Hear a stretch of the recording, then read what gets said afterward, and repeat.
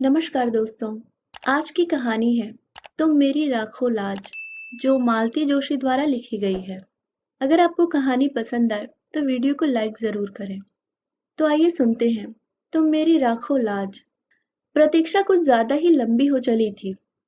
बरामदे में बैठे सब लोग ऊँघने से लगे थे। तभी कॉरिडोर से आती भारी पदचाप सुनाई दी और सबके सब एकदम सतर्क हो गए।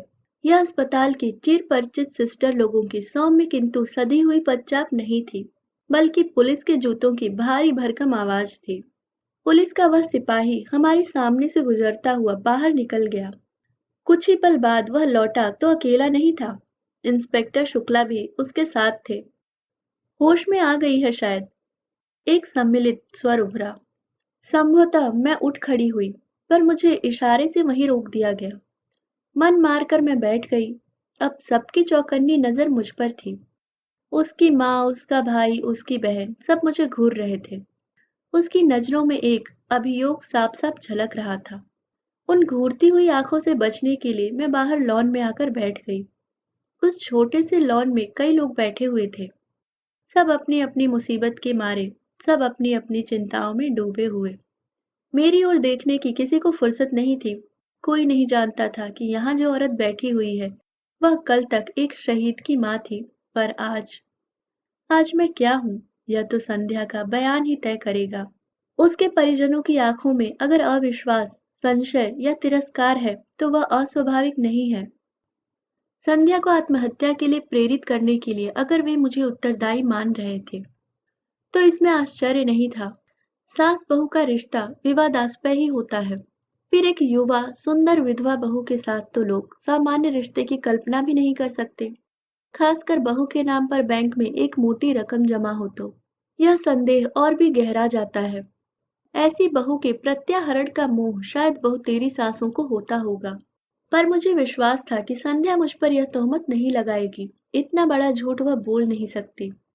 लेकिन अगर वह सच बोल गई तो तब उस शर्म को मैं कैसे झेल पाऊंगी। उस सच से तो कोई भी झूठ बेहतर है। मैं तो परमात्मा से प्रतिक्षण यही मना रही हूँ कि भले ही वह मुझे कटघरे में खड़ा कर दे, पर सच न बोले। कल सुबह से मैं यहाँ अस्पताल में बैठी हूँ। खबर पाते ही बम्बई से उसकी माँ और भाई तथा दिल्ली से उसकी बहन आ पहुंची हैं। मेरी बेटी सविता भी लखनऊ से चल पड़ी है। अड़ोसी पड़ोसी नाते रिश्तेदार अस्पताल के चक्कर लगा रहे हैं। बारी बारी से आकर कुशल क्षेम पूछ रहे हैं। चाय नाश्ते की पेशकश कर रहे हैं। पर सविता के पापा शर्मसार होकर घर में ऐसे दुबक गए हैं कि एक बार झांकने भी नहीं आए।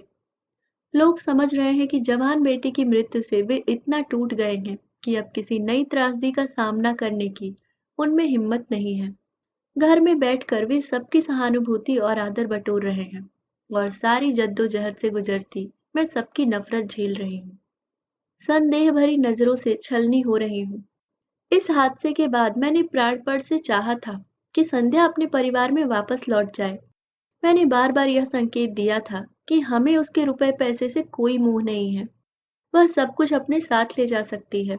उसके वहां रहने पर भी इस घर पर, यहाँ की धन संपत्ति पर उसका हक बना रहेगा। अपना बुढ़ापा हम अकेले काट लेंगे। बस हमें इस जिम्मेदारी से मुक्त कीजिए। इस जिम्मेदारी के चलते तो मैं बेटे के लिए रोना भी भूल गई थी। जब उन लोगों की ओर से कोई पहल नहीं हुई तो मुझे ही निर्णय लेना पड़ा। सविता के साथ मैंने उसे पूरे साजो सामान के साथ बंबई भेज दिया। उसके बैंक खाते के स्थानांतरण की व्यवस्था भी कर दी। लेकिन 15 दिन भी नहीं बीते थे कि वह बैरंग चिट्ठी की तरह लौट आई। साथ में उसकी माँ भी थी। समधी ने हाथ जोड़कर कहा, बहन जी, आपका इतना बड़ा घर है, लड़की कहीं भी पड़ी रहेगी, आपकी सेवा करके जिंदगी गुजार देगी। यह घर तो उसी का है, जब चाहे यहाँ आ सकती है। मैंने तो आपने कुछ अच्छा ही सोचा होगा, मैं जानती हूँ। घर की बात बाहर उछालनी नहीं चाहिए, पर आप तो अपनी है, आपसे क्या छिपाना। इसके पिता की मृत्यु के बाद उस घर में बहू का राज हो गया। राज क्या है, पूरा रावण राज है। हम माँ बेटी ने कैसे दिन गुजारे हैं मैं जानती हूँ। इसलिए मैंने इसकी पढ़ाई भी पूरी नहीं होने दी, जल्दी शादी कर दी। सोचा था अपने घर में सुख से रहेगी, पर भाग्य में हो तब तो। उसकी शादी के खर्च को लेकर बहू जब तब ताने देती है। अब अगर वह हमेशा के लिए आ गई तो वह हमारा जीना मुश्किल कर देगी। लेकिन वहां रहने की जरूरत ही क्या है? हम लोग एक अच्छा सा फ्लैट ले लेंगे। आप उसके साथ बनी रहिए, हमें भी फिक्र नहीं रहेगी। लेकिन मैं तो सब दिन बैठी नहीं रहूंगी। उसके बाद? बहन, हम भी कोई अमर पट्टा लेकर नहीं आए हैं। जाना तो हमें भी है, और जितनी जल्दी चले जाएं उतना अच्छा, पर जाने से पहले उसका ठिकाना करके जाना है। अच्छा घर बर देखकर उसकी शादी कर देनी है। इतनी बड़ी पहाड़ सी जिंदगी वह अकेले कैसे काटेगी? तो बहन जी, यह काम भी आप ही कर सकती हैं। भाई साहब आपके साथ हैं। मेरे पास तो कोई साधन भी नहीं है। इसके भाई भाभी लालच में आ गए तो दूसरी शादी भी नहीं होने देंगे। जिंदगी भर इसके पैसों पर कुंडली मारकर बैठ जाएंगे। आपको अपने बेटे पर जरा भी एतबार नहीं है। बेटा अपना है तो क्या हुआ, बहू तो पराए घर से आई है। बेटा भी अब उसी की आंख से देखता है, उसी के कान से सुनता है। अपना दिल दिमाग सब उसने बीवी के पास गिरवी रख छोड़ा है। इसके बाद कुछ कहने का सवाल ही नहीं था। एक कोशिश मैंने और की थी। उसकी डॉक्टर बहन के सामने भी प्रस्ताव रखा था। यूं तो वह संध्या से 10 साल बड़ी थी, पर बहन बहन ही होती है। कुछ तो लगा होगा ही। हमारी तुलना में तो वह ज्यादा अपनी होगी। हम लोगों का साथ ही कितना था? कुल जमा 1.5 साल। उससे भी आधे दिन वह पति के साथ या फिर पीहर में रही थी। लेकिन उसकी बहन ने भी मेरा अनुरोध स्वीकार नहीं किया। बोली, आंटी जी, डॉक्टर हूं मैं। दिन में 15 घंटे बाहर रहती हूँ। कभी कभार रात को भी जाना पड़ जाता है। इनका क्लिनिक घर पर ही है। कभी कोई ऊंच नीच हो गई तो मुसीबत होगी। मतलब वह कोई खतरा लेना नहीं चाहती थी।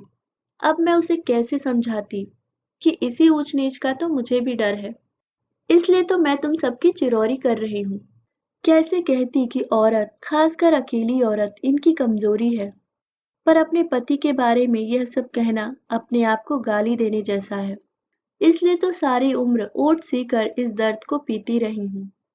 जानती हूँ कि जब पुरुष की नीयत खराब होती है तो जाति, उम्र, रिश्ते, सारी चीजें गौड़ हो जाती हैं। इसके चलते मैंने कितनी नौकरानियों को भुगता है मैं ही जानती हूँ।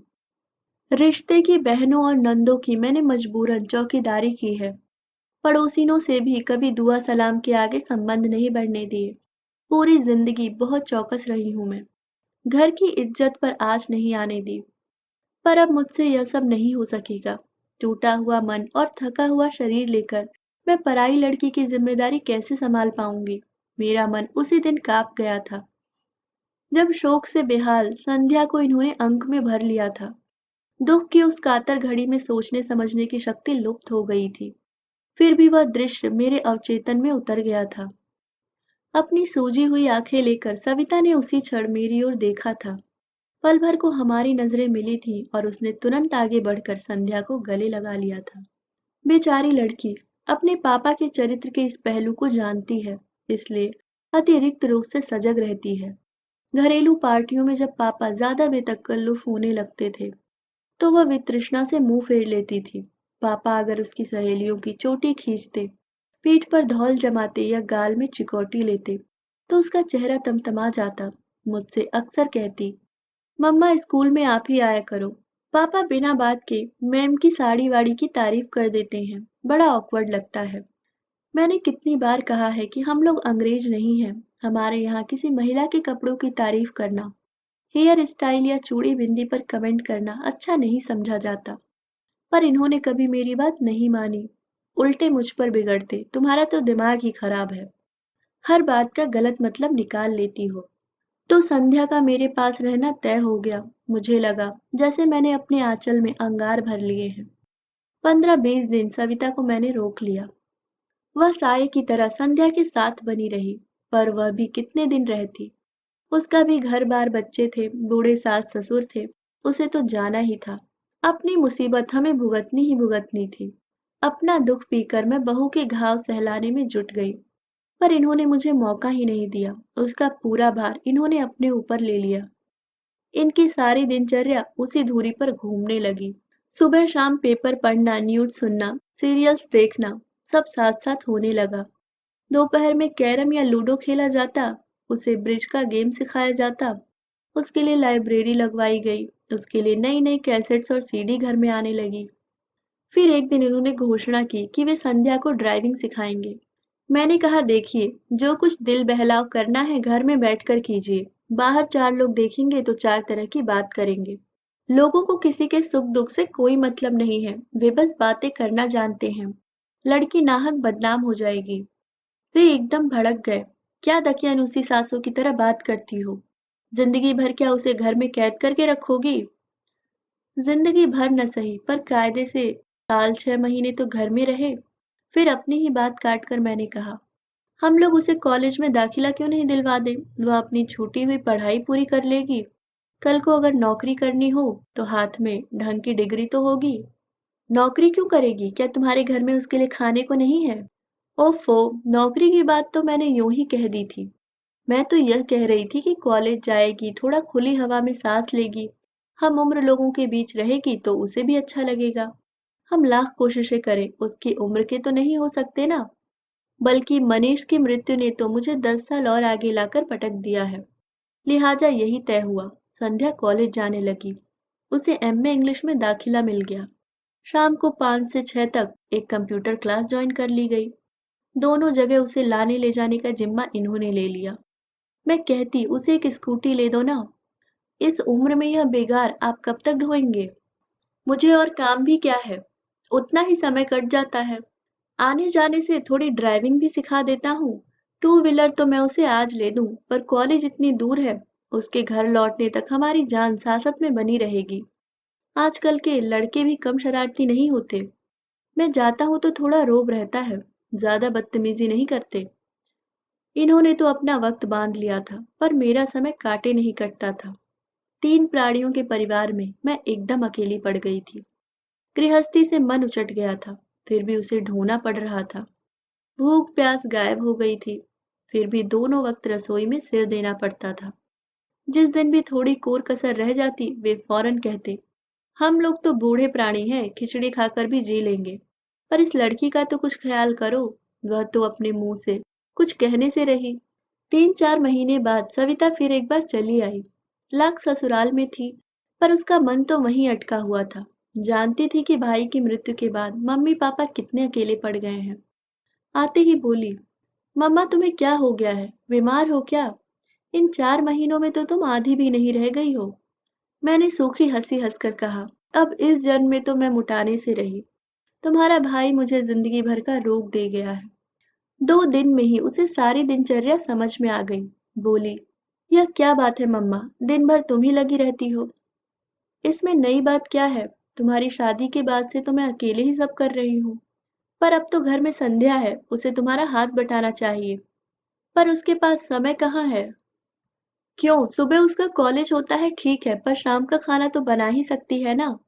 सच कहूँ सभी, अब उससे कुछ कहते भी संकोच होता है। लगता है वह इस घर में मेहमान है। कहने की जरूरत ही क्या है, उसे खुद सोचना चाहिए। शायद अब उसको भी इन चीजों में रस नहीं रह गया है। पहले जब आती थी, मुझे रसोई में घुसने नहीं देती थी। सुबह शाम नई नई चीजें बनाकर खिलाती थी। अब उसका भी मन हट गया है, और ठीक भी है। यह उसकी गृहस्थी तो नहीं है, वह तो बस समय काट रही है। और सच तो यह है कि हम सब अपना समय काट रहे हैं। और ये पापा क्या कर रहे हैं? एकदम उसके ड्राइवर ही बन गए हैं। शाम का तो चलो ठीक है, पर सुबह तो अपने से जा सकती है। न हो तो उसे एक स्कूटर ले दो। यह बात तुम उन्हीं से कहना। और सचमुच इस बार वह डरी नहीं, सवाल कर ही डाला। बोली, पापा हमें तो याद नहीं आता कि आपने हमें कभी कॉलेज छोड़ा हो या लेने आए हो। अब तो जैसे आपने ड्यूटी ही लगा ली है। उन्होंने एक बार घूर कर मेरी ओर देखा और फिर कहा, बेटा जब तुम पढ़ती थी तब न मेरे पास समय था न गाड़ी थी। अब तो मेरे पास समय ही समय है। मैं तुम्हारी माँ की तरह चौबीसों घंटे ठाकुर जी के सामने ध्यान लगाकर नहीं बैठ सकता। मुझे भगवान से नफरत हो गई है। सारे व्रत अनुष्ठानों पर से मेरा विश्वास उठ गया है। इसलिए मैं अपनी शांति कहीं और खोजता हूँ। एक बात और सभी, तुम्हारी अपनी एक भरी पूरी दुनिया है, और यह लड़की बिल्कुल अकेली है। मैं उसका अकेलापन बांटने की कोशिश करता हूँ, और उसका तो एक बहाना है। सच तो यह है कि मैं अपना ही अकेलापन बांटने की कोशिश कर रहा हूँ। आखिरी बात कहते कहते इनका स्वर कातर हो आया था। हम दोनों शर्म से जैसे पानी पानी हो गईं। अपने दुख को सहलाते हुए हम यह भूल ही गई थी कि मरने वाला इनका भी कोई था। वह इनकी भी आंखों का सपना था, बुढ़ापे की लाठी था, कलेजे का टुकड़ा था। हम लोग तो रोग आकर अपना दुख हल्का कर लेती हैं, पर ये तो पुरुष होने की विवशता को ढो रहे हैं। सारा हाहाकार मन में ही दबाए बैठे हैं। उस अश्रु सिक्त वेला में मैंने इनके सारे अपराध क्षमा कर दिए। नवंबर में नेहा की शादी निकल आई। इकलौती ननद की इकलौती बेटी की शादी थी। अपना सारा शोक समेटकर हमें भात की तैयारी में जुट जाना था। जब पहली बार खरीदारी के लिए निकली तो लगा जैसे युगों के बाद घर की चारदीवारी से बाहर आई हूँ। संध्या और उसके पापा तो इस तीस बहाने से रोज ही बाहर जा रहे थे, पर मैं साल भर से घर में कैद होकर रह गई थी। मंदिर तक जाने का मन नहीं होता था। शादी से 8 दिन पहले कृष्णा भात मांगने आई थी, तो साथ में पीले चावल भी लाई थी। निमंत्रण देते हुए बोली, भाभी, आप लोगों को पूरे 4 दिन तक वहीं आकर रहना है।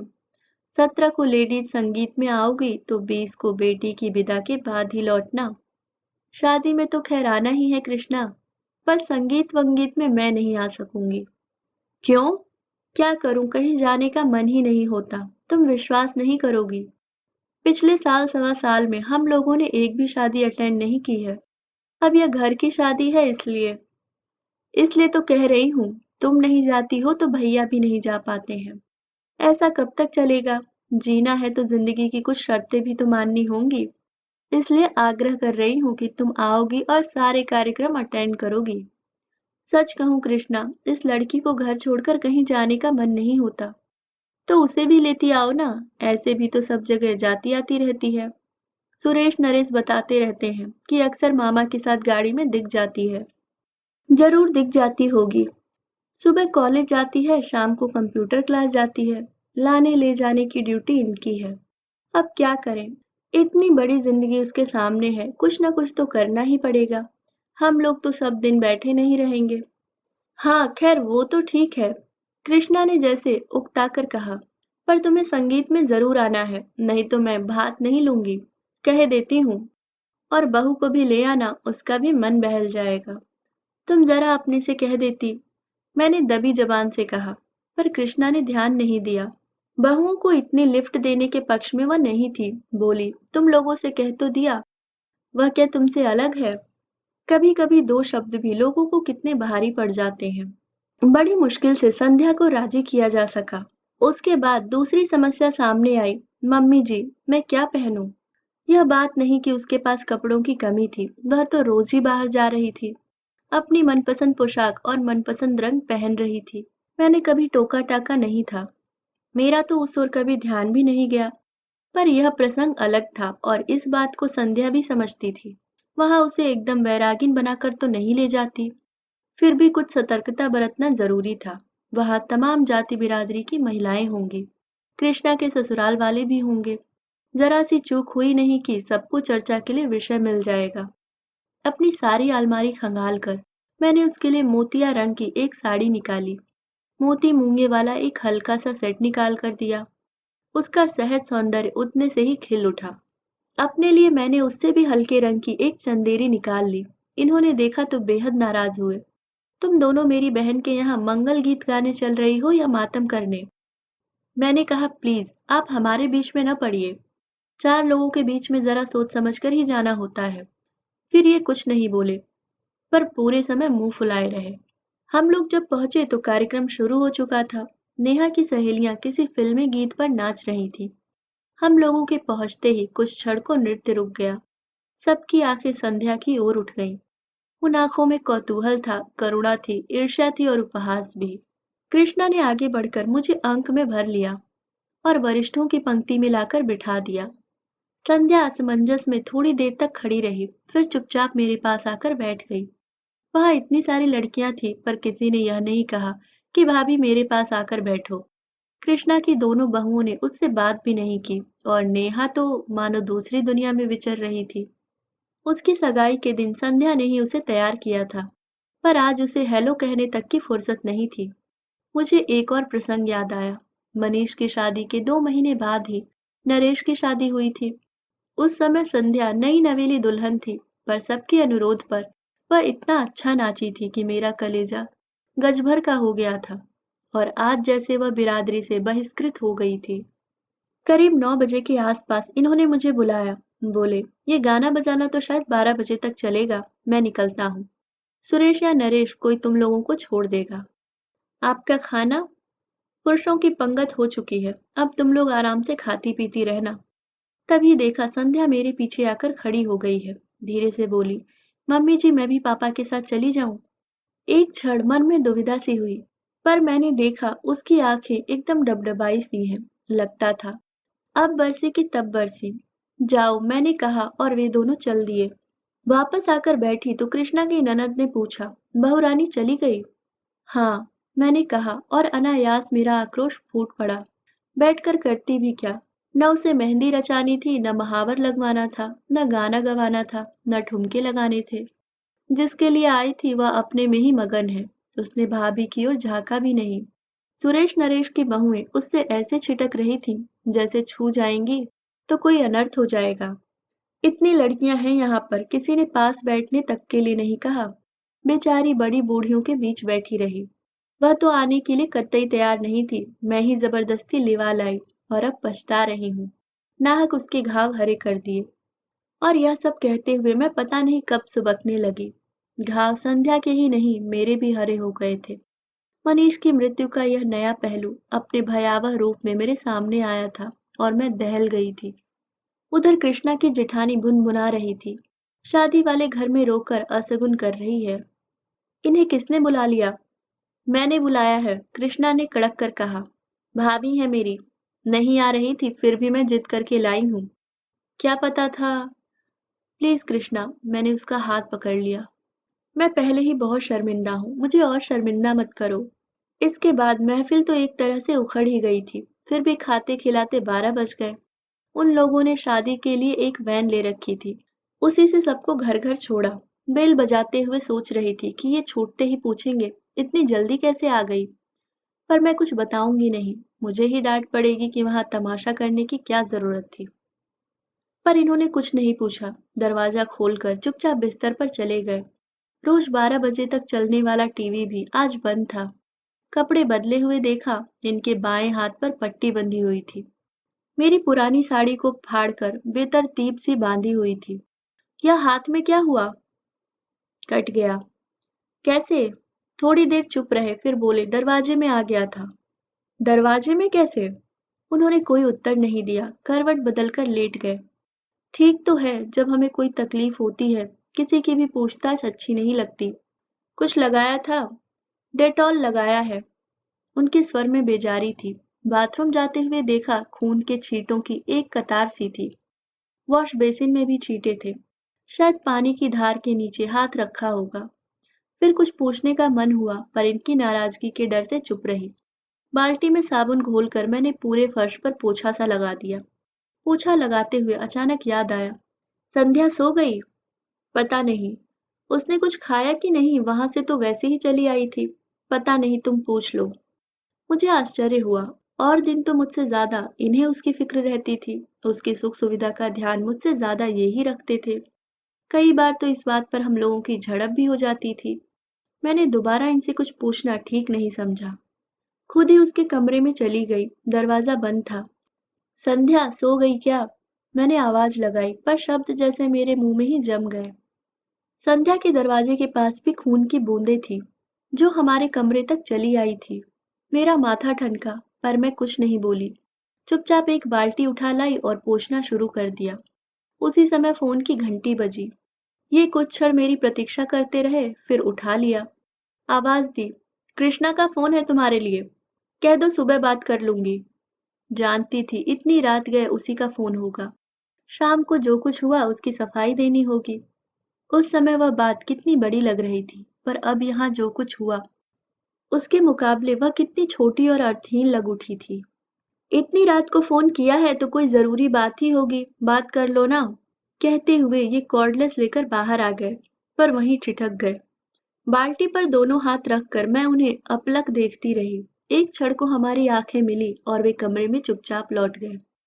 अपना काम खत्म करके मैंने गेट पर बाहर के दरवाजे पर ताला डाल सारी बत्तियां बुझाई और पलंग पर आकर बैठ गई। सोने का मन नहीं हो रहा था, बस पलंग की पाटी पर सिर टिकाए बैठी रही। बड़ी देर बाद वह अंधेरा मुखरित हुआ, शब्द मेरे कानों से टकराए, पर अर्थ कहीं खो गए। आप कुछ कह रहे थे? मैं यह कह रहा था कि मैं तो केवल उसे सांत्वना देने का प्रयास कर रहा था। वह बहुत अपसेट लग रही थी, इसलिए दिलासा देने की कोशिश कर रहा था। उसने पता नहीं क्या सोचा, एकदम गलत अर्थ ही निकाल लिया। आप यह सब मुझे क्यों बता रहे हैं? मैंने तो कुछ कहा नहीं, कुछ पूछा नहीं। अभी बाहर तुमने जिस तरह मेरी ओर देखा था, उसके बाद क्या कुछ कहना शेष रह जाता है? क्या तुम्हारी आंखों की भाषा मैं पढ़ नहीं सकता? शायद इन्हें भी किसी किस्म की दिलासा चाहिए थी, पर मेरा मन ही नहीं हुआ। चुपचाप पीठ फेर कर लेट गई। भीतर एक अंधड़ सा उठ रहा था, प्रश्नों के बवंडर उठ रहे थे। सांत्वना देने उसके दरवाजे तक जाने की क्या जरूरत थी? ऐसा आपने क्या कर दिया कि उसे आपके मुंह पर दरवाजा बंद करना पड़ा? ऐसी आक्रामक तो वह कभी नहीं थी। और आप कह रहे हैं कि उसने गलत सोच लिया? इस बचकाने विधान को मैं कैसे मान लूं? कोई भी औरत इस मामले में गलती कर ही नहीं सकती। छोटी बच्ची भी इस स्पर्श की भाषा को बखूबी समझती है। फिर चाहे वह स्पर्श नौकर का हो, दोस्त का हो, सहकर्मी का हो, औरत इसे परखने में कभी गलती नहीं करती।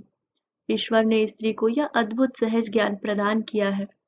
भीड़ की धक्का पेल में भी वह हर स्पर्श को अलग से परिभाषित कर सकती है। और ये कह रहे हैं कि उसने गलत सोच लिया होगा। ईश्वर करे ऐसा ही हो। उस रात मैं मना रही थी कि वह यहीं ठहर जाए।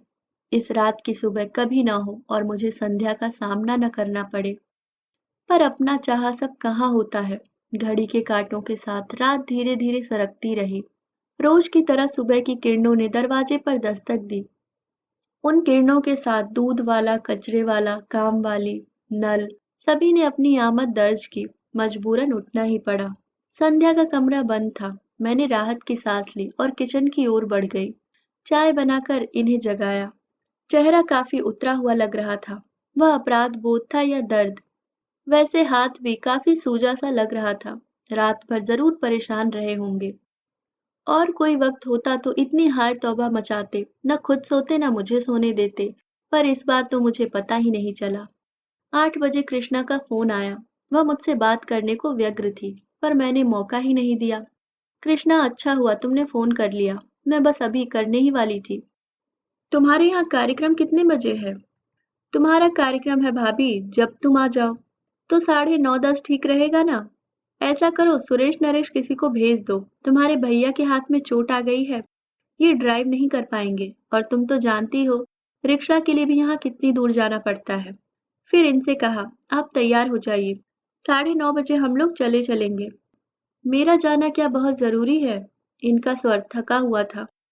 कैसी बातें करते हैं, हाजिरी तो लगानी ही पड़ेगी। बाकी सब मैं संभाल लूंगी। लौटते समय डॉक्टर के यहाँ भी होते हुए आएंगे। संध्या का कमरा अब भी बंद था। फिर मैंने ही सारा सामान जमाना शुरू किया। पिछली 2 शादियों के मुकाबले में मैंने इस बार दिल खोल कर खर्च किया था।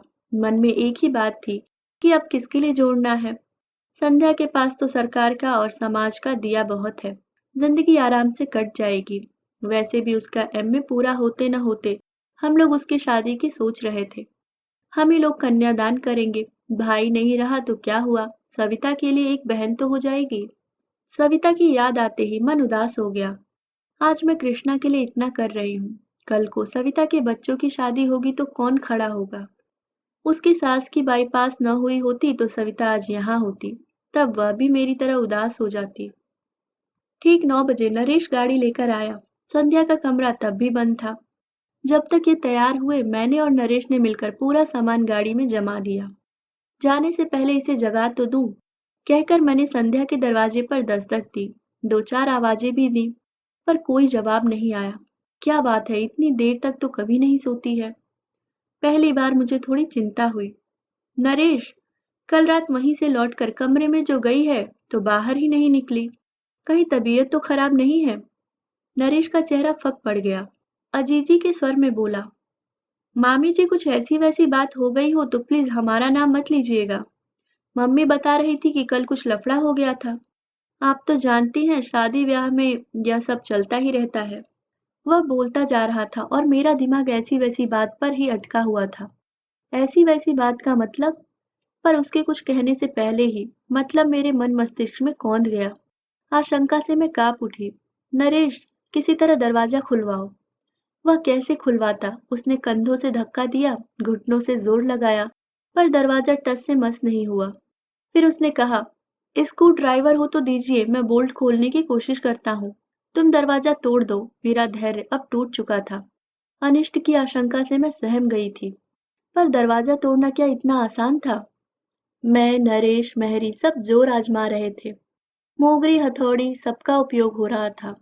शोर सुनकर पड़ोसी के शुक्ला जी भी आ गए। उनकी भी मदद ली गई। बड़ी देर बाद थोड़ी सी फाक मिली तो धड़कते दिल से मैंने सबसे पहले पंखे का मुआयना किया। वह बंद था। फिर भी मैं राहत की सांस नहीं ले सकी, क्योंकि कमरे का सन्नाटा बड़ा अशुभ लग रहा था। बड़ी देर बाद दरवाजा भरभरा कर गिरा तो हम लोग तेजी से भीतर दाखिल हुए। पलंग पर वह निस्पंद लेटी थी। कृष्णा के यहाँ से लौटकर उसने कपड़े भी नहीं बदले थे। नींद की गोलियों की शीशी सिरहाने खाली पड़ी थी। इसके बाद का घटनाक्रम एक दुस्वप्न की तरह था। हम अस्पताल दर अस्पताल भटके, पर हर जगह भर्ती करने से इनकार कर दिया गया। आखिरकार मजबूरन सरकारी अस्पताल की शरण लेनी पड़ी। फिर पुलिस आई। संध्या के पास पहरा बिठा दिया गया। सबके बयान हुए। अड़ोसी पड़ोसियों से, रिश्तेदारों से, उसके सहपाठियों से पूछताछ हुई। उसके भाई बहनों को फोन किए गए। बेचारा नरेश इस हंगामे के बीच मामा जी की पट्टी करवा लाया था। पता चला 3 उंगलियों में हेयर लाइन क्रैक है और छोटी उंगली का एकदम कचूमर ही निकल गया है। अच्छा हुआ कि इस समय सबका ध्यान संध्या की ओर था। इनके एक्सीडेंट के बारे में किसी ने उत्सुकता नहीं दर्शाई, नहीं तो किस किस को क्या क्या कैफियत देती। नरेश के जाने के बाद एक बात याद आई। घर में जब दरवाजे के साथ जोर आजमाइश हो रही थी, ये आंखें बंद किए आराम कुर्सी में चुपचाप लेटे हुए थे। जब हम लोग संध्या को उठाकर बाहर ला रहे थे, तब भी इन्होंने सिर उठाकर या आंख खोलकर नहीं देखा। इस बात को अब 24 घंटे से भी ज्यादा बीत चुके हैं, शायद 28 घंटे। तब से मैं अस्पताल में ही बैठी हूँ। इतनी देर तक मैं ईश्वर से लगातार संध्या के जीवन की भीख मांग रही थी, और अब जबकि वह होश में आ गई है, मैं मना रही हूँ कि वो भले ही मुझे कटघरे में खड़ा कर दे, पर सच न बोले। मुझे जेल की सलाखों के पीछे रहना मंजूर है, पर इस उम्र में मैं यह शर्म बर्दाश्त नहीं कर पाऊंगी। आंटी जी, आंटी जी। मैं अपने विचारों में इस कदर खोई थी कि इस आवाज को पहचानने में थोड़ा समय लगा। सिर उठाकर देखा। संध्या की बड़ी बहन खड़ी थी। आप यहाँ बैठी हैं और आपके लिए हमने पूरा अस्पताल छान मारा। उसका स्वर एकदम शांत था, और मैंने गौर किया, चेहरा भी तनाव रहित था। फिर भी मैंने डरते डरते पूछा, संध्या कैसी है? अब खतरे से बाहर है, पर कमजोरी तो अभी रहेगी। चलिए ना, आपको बहुत याद कर रही है। मैंने उठना चाहा, पर पांव जैसे जम से गए। उसी ने सहारा देकर उठाया। चलते समय भी उसने मेरा हाथ नहीं छोड़ा। आप लोग उस दिन किसी शादी में गए थे ना? चलते हुए उसने पूछा। हाँ, क्यों? मेरा गला सूखने लगा था। वह बता रही थी कि मनीष की मृत्यु के बाद पहली बार ऐसे फंक्शन में गई थी, इसलिए उस माहौल को बर्दाश्त नहीं कर सकी। संध्या ही क्यों, साल भर से हम लोग भी किसी शादी में नहीं गए, पर यह घर का मामला था, जाना पड़ा। वही तो, आप दोनों की बड़ी तारीफ कर रही थी। कह रही थी कि आप लोगों ने कभी एहसास नहीं होने दिया कि वह विधवा है, इसलिए वह भी इस सच को भूल सा गई थी। पर शादी में जब इसी सच का सामना करना पड़ा तो उसे धक्का लगा। वह सह नहीं पाई। यह तो कहिए कि समय से इलाज हो गया, वरना।